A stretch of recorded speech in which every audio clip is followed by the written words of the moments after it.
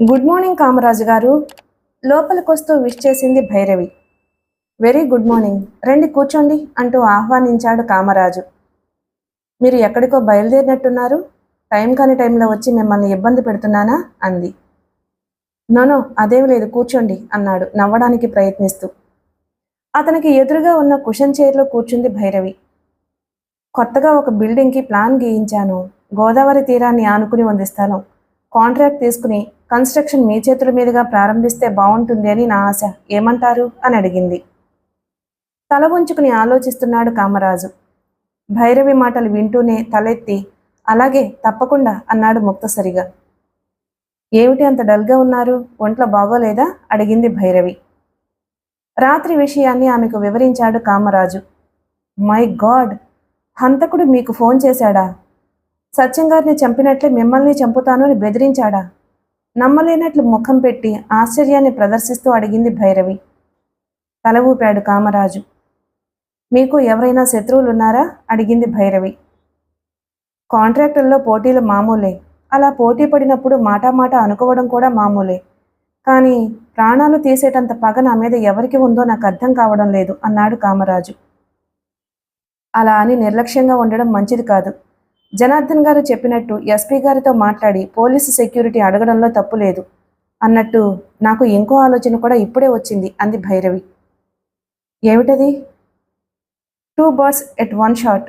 హంతకుడి చేతికి మీరు చిక్కకుండా తప్పించుకోవడం, అదే సమయంలో హంతకుడు మనం వేయబోతున్న ట్రాప్లో చిక్కుకుని పోలీసులకి పట్టుబడడం అంది భైరవి. ఎలా? కుతూహలంగా అడిగాడు కామరాజు. చెబుతాను, ముందే సంగతి చెప్పండి. మీకు ఈ బంగ్లా కాక ఇంకెక్కడైనా ఇల్లుందా అడిగింది భైరవి. ఉంది, ప్రస్తుతం అందులో అద్దెకుంటున్నారు.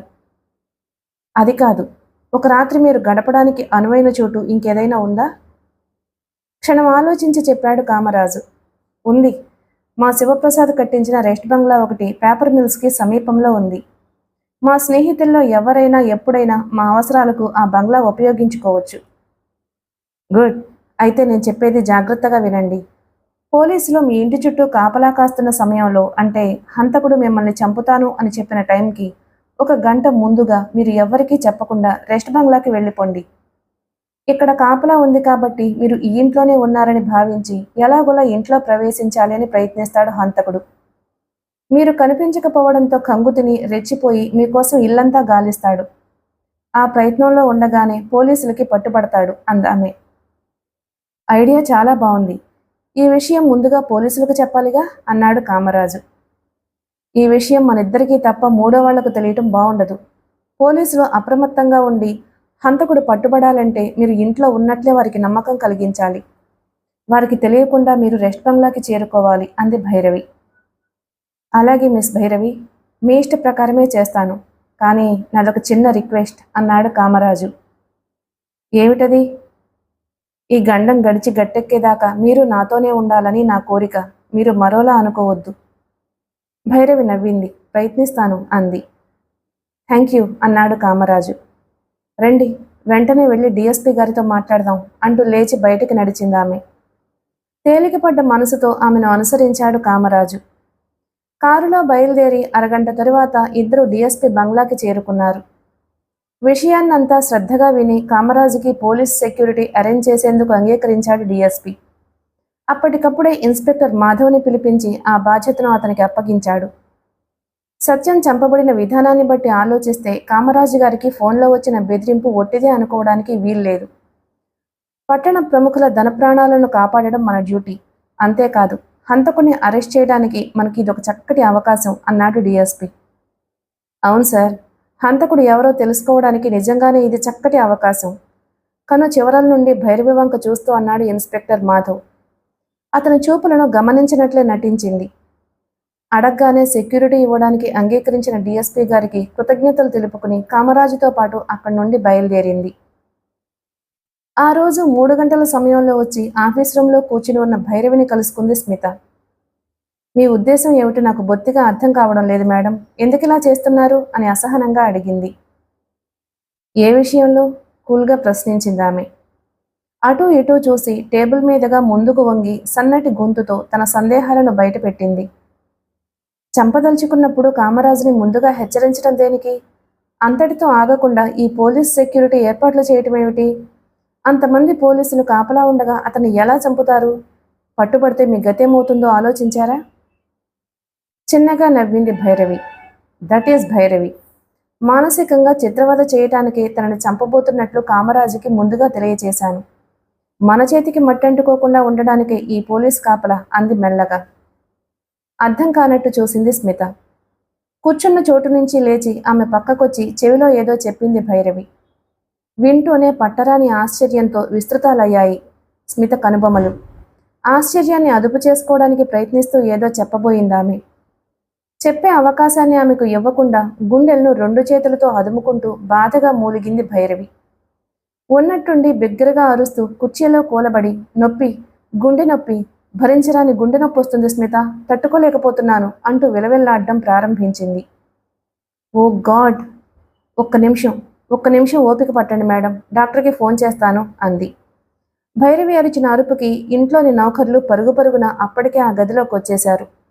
బాధతో మెలికలు తిరిగిపోతున్న యజమానురాల్ని చూసి ఆందోళనగా ముఖాలు పెట్టారు. వద్దు, డాక్టర్ వచ్చేదాకా నేను ఓర్చుకోలేను. వెంటనే నన్ను గీతా నర్సింగ్ తీసుకువెళ్ళిపో స్మిత, ప్లీజ్ ప్లీజ్ అంటూ బాధని తట్టుకోలేక సొమ్మసిల్లిపోతున్నట్టు తల పక్కకు వాల్చేసిందామె. పనివాళ్ల సాయంతో భైరవిని చేతుల మీదుగా మోసుకుంటూ తీసుకుపోయి కారు వెనక సీట్లో పడుకోబెట్టింది స్మిత.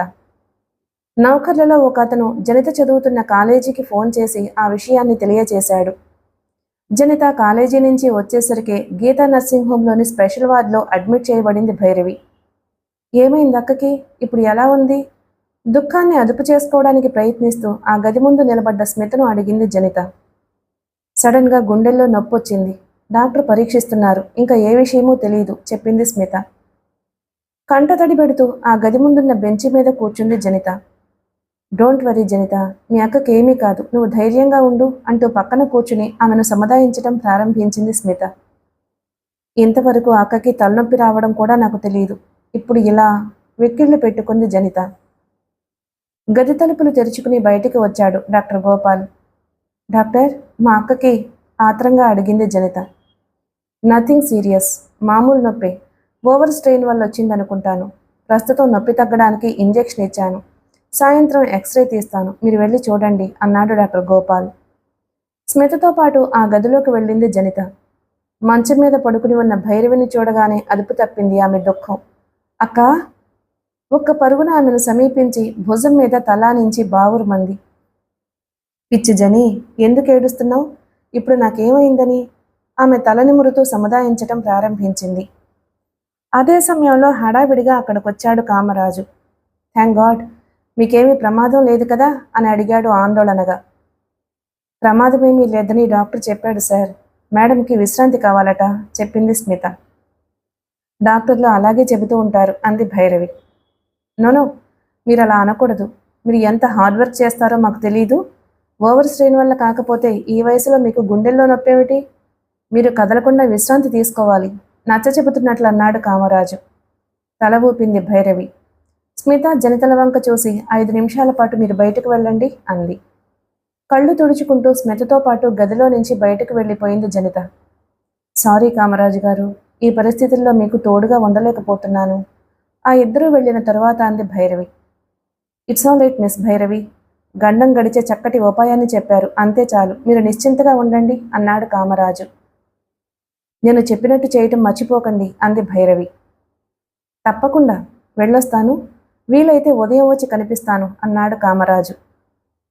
మీకు ఆ అవసరం ఉండదనుకుంటాను అంది భైరవి. అంటే? ఒక్క క్షణం ఆశ్చర్యంగా చూశాడతను. హాస్పిటల్లో ఇలా బెడ్ మీద ఉండడం నాకు ఇష్టం లేదు. తెల్లవారుగానే డాక్టర్ గారితో చెప్పి ఇంటికి వెళ్ళిపోదాం అనుకుంటున్నాను. అందుకే ఇక్కడికి వచ్చే అవసరం మీకు ఉండదు అని అన్నాను అంది నవ్వుతూ. అయితే ఇంటికి వచ్చేస్తాను. మంచిది. కామరాజు వెళ్ళిపోయాడు. స్మిత జనిత లోపలికొచ్చారు. నాకు బాగానే ఉందిగా, ఇక నువ్వు ఇంటికి వెళ్ళు జని అంది భైరవి. అయిష్టంగా ముఖం పెట్టింది జనిత. ఈ పరిస్థితుల్లో నిన్ను వదిలి ఇంటి దగ్గర నేను ఒంటరిగా ఉండలేనక్క, నేను ఇక్కడే ఉంటాను అంది. క్షణం ఆలోచించి అంగీకరించింది భైరవి. మేడం, అర్జెంటుగా టైప్ చేసి హైదరాబాద్ పంపించవలసిన పేపర్స్ చాలా ఉన్నాయి. రేపు ఉదయమే పోస్ట్ చేయాలి అంది స్మిత. ఆల్రైట్ స్మిత, జనిత ఎక్కడే ఉంటుంది.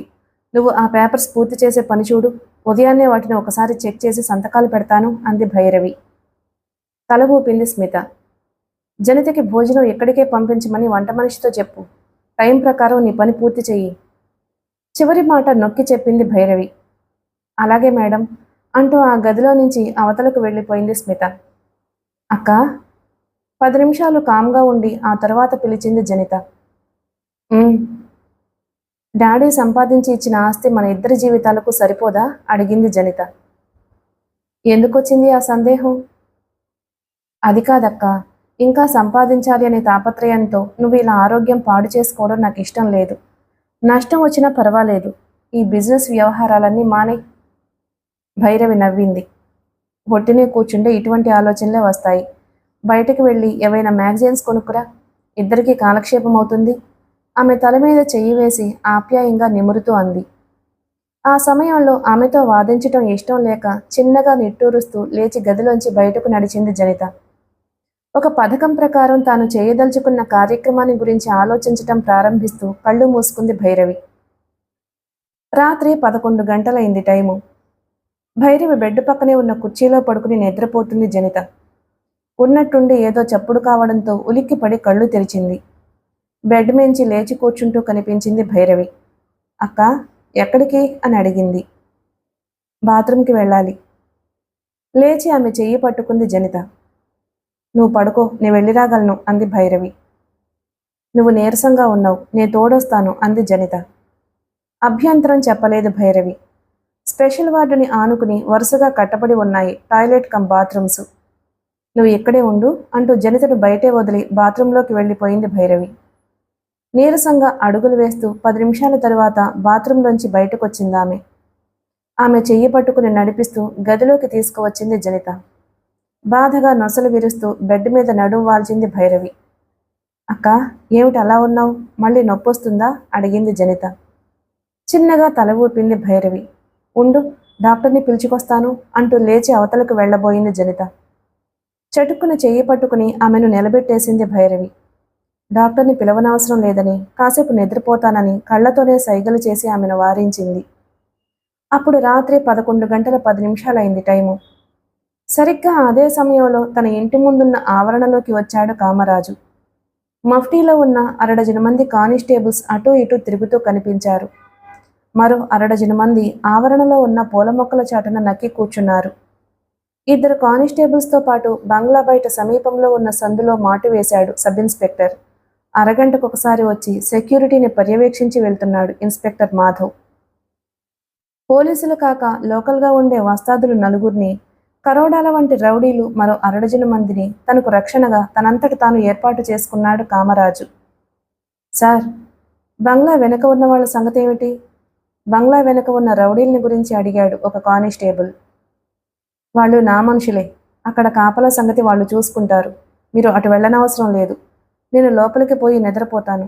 తెల్లవారేదాకా నన్ను డిస్టర్బ్ చేయొద్దు అన్నాడు కామరాజు. అలాగే సార్ అన్నాడు కానిస్టేబుల్. తన బెడ్రూమ్ ముందు నిలబడ్డ కానిస్టేబుల్స్ని కూడా అదే విధంగా హెచ్చరించి లోపలికి పోయి తలుపులు మూసుకున్నాడు కామరాజు. మంచం మీద కూర్చుని 2 పెగ్గులు విస్కీ గొంతులో పోసుకుని గుటక వేసి సిగరెట్ వెలిగించాడు. అదే సమయంలో జీవం పోసుకుని ట్రింగ్ ట్రింగ్ ట్రింగ్ ట్రింగ్ అంటూ మోతలు చేయటం ప్రారంభించింది టెలిఫోన్. కుడి చేతిలోని సిగరెట్ని ఎడం చేతిలోకి మార్చుకుని రిసీవర్ అందుకున్నాడు కామరాజు. వెంటనే వినిపించింది వికృతమైన నవ్వు. జల్లుమంది కామరాజు గుండె. అదే నవ్వు, ఫోన్లో తనను బెదిరించిన హంతకుడి నవ్వు. వెన్నులో మొదలవుతున్న సన్నటి వణుకును అదిమిపెట్టుకోవడానికి ప్రయత్నిస్తూ ఎవరు నువ్వు అని అడిగాడు కామరాజు. నీ పాలటి మృత్యువుండ్రా ఈడియట్. పోలీసుల్ని కాపలా పెట్టినంత మాత్రాన చావుని తప్పించుకోలేవు. ఖచ్చితంగా వస్తాను. సరిగ్గా 12 గంటల 5 నిమిషాలకు నీ ప్రాణాలు తీస్తాను. ఇంపాసిబుల్ అరిచాడు Kamaraju. It is possible Kamaraju. నీకు కాలం చెల్లిపోయిందని ఖచ్చితంగా నిరూపిస్తాను వినిపించింది అవతల వైపు నుండి. నో, నీ వల్ల కాదు. ఇంతమంది కాపలా ఉండగా నువ్వు ఇక్కడికి రాలేవు, నన్ను చంపలేవు పిచ్చి పట్టినట్లు అరిచాడు కామరాజు. అది నీ భ్రమ అని ఇంకో 45 నిమిషాల్లో నిరూపిస్తాను. చెప్పిన టైంకి నీ గదిలో ప్రత్యక్షమవుతాను. నన్ను ఎవ్వరూ ఆపలేరు, ఎదురుచూడు అంటూ అతని శరీరం గగుర్పొడిచేలా నవ్వడం ప్రారంభించింది ఆ కంఠం. నవ్వుతూ ఉండగానే కట్ అయిపోయింది ఫోన్ కనెక్షన్. రిసీవర్ క్రెడిల్ మీద పెట్టేశాడు కామరాజు.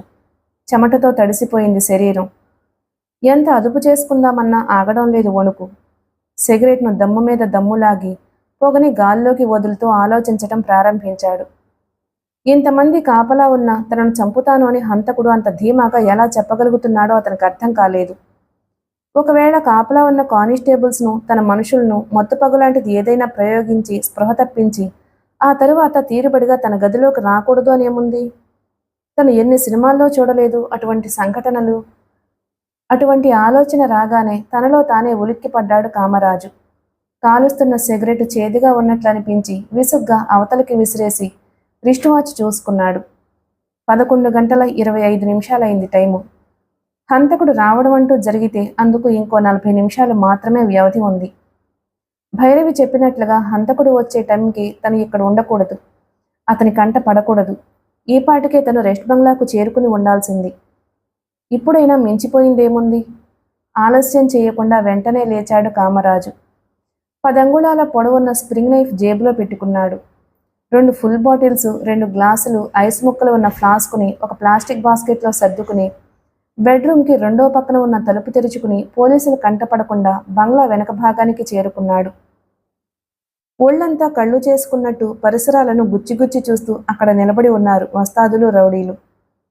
కామరాజుని చూస్తూనే కనుబొమలు ఆశ్చర్యంగా ముడివేస్తూ, ఈ సమయంలో మీరు బయటకెందుకు వచ్చారు సార్ అని అడిగాడు ఒక వస్తాదు. నాకు కొంచెం పనుంది. నేను బయటకు వెళ్ళిన సంగతి పోలీసులకు తెలియనీయకండి. నేను లేను కదా అని బద్దకించి నిద్రపోకుండా కాపలా కాయండి. హంతకుడు ఏ నిమిషంలో అయినా రావచ్చు. అతన్ని పట్టుకుని అప్పగించిన వాడికి 25,000 రూపాయల క్యాష్ బహుమతిగా ఇస్తాను.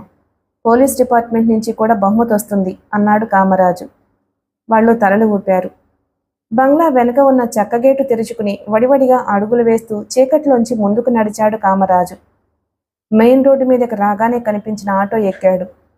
11:45 అవుతూ ఉండగా పేపర్ మిల్లు ఏరియా చివర్లో ఉన్న ఒక బంగ్లా ముందుకు పోయి ఆగింది. ఆటో డ్రైవర్కు ఫేర్ చెల్లించి బాస్కెట్తో పాటు బంగ్లా ఎంట్రన్స్ సమీపించాడు కామరాజు. మనసులోని భయం ఇప్పుడు కొద్దిగా ఉపశమించింది అతనికి. హంతకుడు తన ఉనికిని పసిగట్టే అవకాశం లేదు. అతను పట్టుబడినా పట్టుబడకపోయినా తనకు మాత్రం ప్రాణాపాయం తప్పినట్టే. అష్టకష్టాలు పడి హంతకుడు తన బంగ్లాలోకి ప్రవేశించినా కంగుతినక తప్పదు. పోలీసులు, రౌడీలు కొంచెం అలర్ట్గా ఉంటే అతన్ని బంధించడం కష్టం కాకపోవచ్చు. జేబులోంచి తాళం చెవి తీసి లాక్ ఓపెన్ చేశాడు కామరాజు. లోపలికి ప్రవేశించి తలుపులు మూసి బోల్ట్ బిగించాడు. ఎందుకైనా మంచిదని తలుపుల్ని లోపల వైపున లాక్ చేసి ఆ రెస్ట్ బంగ్లాలోని బెడ్రూమ్లోకి నడిచాడు. బెడ్రూమ్లోకి అడుగుపెట్టి డోర్ పక్కన ఉన్న స్విచ్ ఆన్ చేశాడు కామరాజు. లైట్ వెలిగి వెలుతురు చోటు చేసుకుంది ఆ గదిలో. పక్కకి తిరిగి చూస్తూనే పట్టరాని ఆశ్చర్యానికి గురవుతూ ఎక్కడివాడు అక్కడే నిలబడిపోయాడతను. తన కళ్ళను తానే నమ్మలేనట్లు కళ్ళు చికిలించుకుని మరీ చూశాడు. తన కళ్ళు తనని మోసం చేయటం లేదు అని గ్రహించడానికి ఎంతోసేపు పట్టలేదు అతనికి. ఎప్పుడొచ్చింది? బెడ్రూమ్లోకి ఎలా ప్రవేశించిందో? పిల్లోని ఆనుకుని బెడ్ మీద దర్జాగా పడుకుని ఉంది భైరవి. నలుపు రంగు ప్యాంటు, షర్టు ధరించి ఉందామె. జుట్టు చెదరకుండా నలుపు రంగు పట్టీని తలకు చుట్టుకుంది. చేతులకి నలుపు రంగు గ్లౌస్ ధరించింది. మిస్ భైరవి, మీరా? ఎప్పుడొచ్చారు? హాస్పిటల్ నుంచి ఎప్పుడు డిశ్చార్జ్ అయ్యారు? ఆశ్చర్యాన్ని అదుపు చేసుకుంటూ అడిగాడు కామరాజు. వస్తానని చెప్పి రాకుండా ఉండడం నాకు అలవాటు లేదు కామరాజు. చేస్తానన్న పనిని చేయకుండా ఉండడం కూడా నాకు అలవాటు లేదు అంది భైరవి. That's good. మీరు రావడం నాకు ఆనందంగానే ఉంది. అది సరే, సినిమాల్లోని ముసుగు వీరుళ్లాగా ఈ డ్రెస్ ఏమిటి? అఫ్కోర్స్ మీకు బాగానే ఉందనుకోండి. చేతిలోని బాస్కెట్ కింద పెట్టి ఆమె పక్కకొస్తూ అన్నాడు కామరాజు.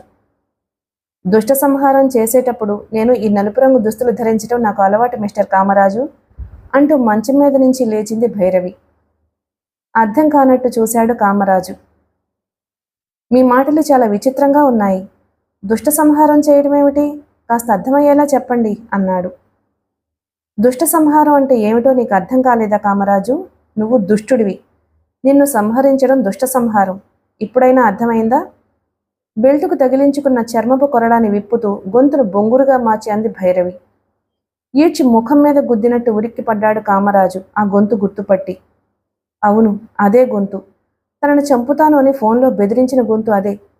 అంటే నువ్వు నువ్వు ఆశ్చర్యం, ఆందోళనలు కలగాపులగంగా ధ్వనిస్తున్న కంఠంతో అన్నాడు కామరాజు.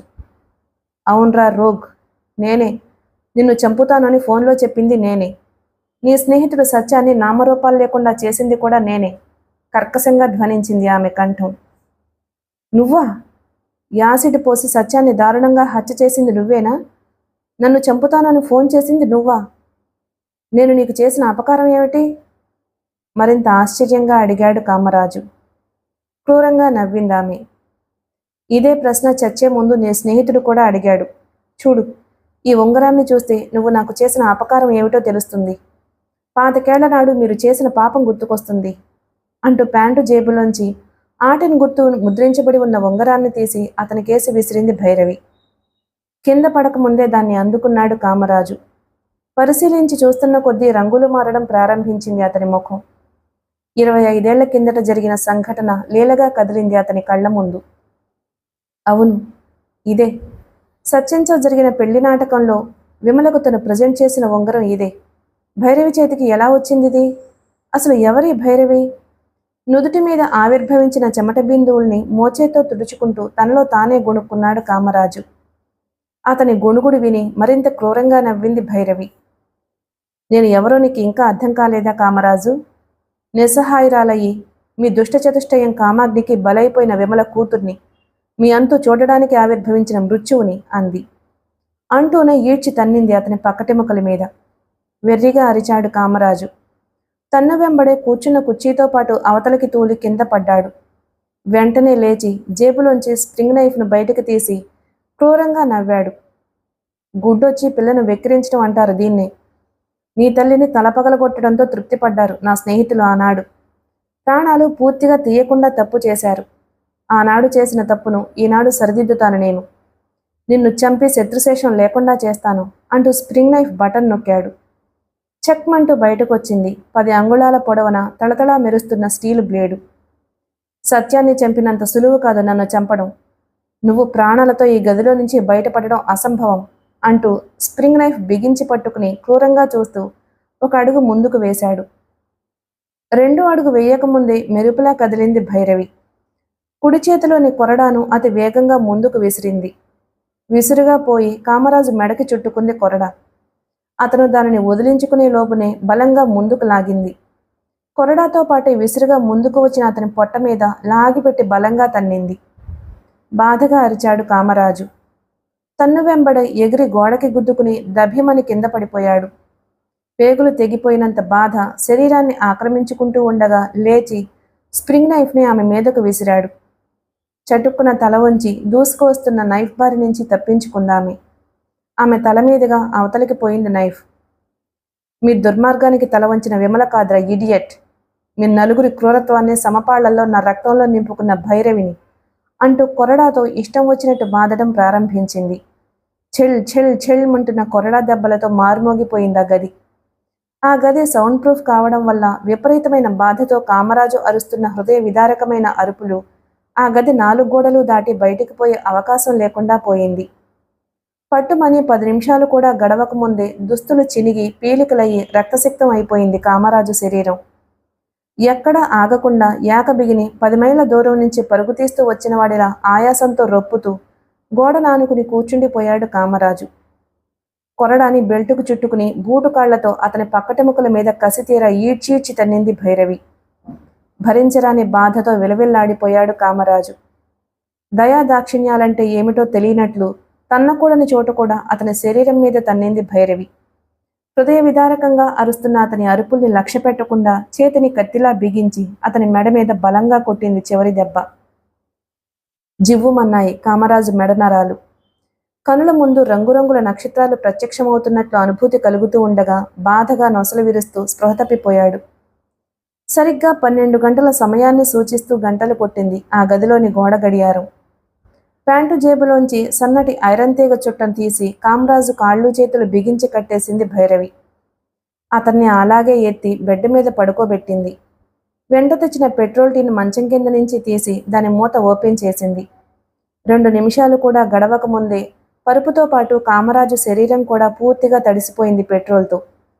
ఉన్నట్టుండి చింతనిప్పుల్లా ఎర్రబడ్డాయి ఆమె కళ్ళు. విమల రాక్షసంగా అనుభవించబడుతూ ఆక్రందిస్తున్న దృశ్యం కళ్ల ముందు కనిపిస్తూ ఉండగా పట్టరాని ఆవేశంతో నిలువెల్లా కంపించిపోతూ షర్టు జేబులోంచి అగ్గిపెట్టె తీసి అగ్గిపుల్ల వెలిగించింది భైరవి. క్రూరాతి క్రూరమైన చిరునవ్వు పెదవుల మీద ప్రత్యక్షమవుతూ ఉండగా, నీలాంటి చండాలుడికి సజీవ దహనమే సరైన శిక్ష అని స్పృహ తప్పిన కామరాజుని ఉద్దేశించి అంటూ అగ్గిపుల్లని అతని మీదకు విసిరింది. భగ్గుమంటూ ఒక్కసారిగా ప్రత్యక్షమయ్యాయి ఎర్రటి మంటలు. అతి వేగంగా వ్యాపిస్తూ కామరాజు శరీరంతో పాటు బెడ్ అంతటినీ ఆక్రమించుకుని ఆత్రంగా దహించి వేయటం ప్రారంభించాయి. మంటల వేడిమికి వెంటనే స్పృహలోకి వచ్చినట్టున్నాడు కామరాజు. బాధతో భయంతో గుండెలు పగిలిపోయేటట్టు హృదయ విదారకంగా అరవడం ప్రారంభించాడు. అతని అరుపులు వినే కొద్దీ కసితో ఆవేశంతో ఎర్రబడసాగింది భైరవి ముఖం. తను ప్రతీకారం చెల్లించినందుకు తన తల్లి విమల సంతోషంతో నవ్వుతున్నట్లు ఊహించుకుంటూ తను విరగబడి నవ్వడం ప్రారంభించింది భైరవి. హృదయ విదారకంగా అరుస్తున్న కామరాజు అరుపులు ఉన్నట్టుండి ఆగిపోయాయి. బెడ్ను దగ్ధం చేయటంతో తమ ఆకలి తీరనట్లు చుట్టూ ఉన్న ఫర్నిచర్ని, గోడలకున్న కర్టెన్లను ఆత్రంగా ఆక్రమించుకోసాగాయి మంటలు. ఇక తను అక్కడ ఉండడం మంచిది కాదని గ్రహించి ఆ గదిలోంచి రెస్ట్ బంగ్లా వెనక భాగం కేసి పరుగు తీసింది. వచ్చిన దారినే బంగ్లా నుంచి బయటపడి అక్కడికి 100 గజాల దూరంలో గుబురు పొదల మధ్య వదిలి వచ్చిన మోటార్ సైకిల్ చేరుకుని మోటార్ సైకిల్ ఎక్కి స్టార్ట్ చేసింది భైరవి. దడ్ దడ్ దడ్ మన ఇంజిన్ మూతలు వెలువరిస్తూ స్టార్ట్ అయింది మోటార్ సైకిల్. గుబురు పొదల మధ్య నుంచి బయటపడి గీతా నర్సింగ్ హోం వైపు 60 కిలోమీటర్ల వేగంతో పరుగులు తీయటం ప్రారంభించింది. నాల్కులు వెరజాస్తూ బంగ్లాలోంచి బయటకు దూసుకొస్తున్న మంటలు ఆ ఏరియాలో ఉన్న పౌరుల్ని ఆకర్షించేసరికి గీతా నర్సింగ్ హోం పరిసరాలకు చేరుకుంది భైరవి డ్రైవ్ చేస్తున్న మోటార్ సైకిల్.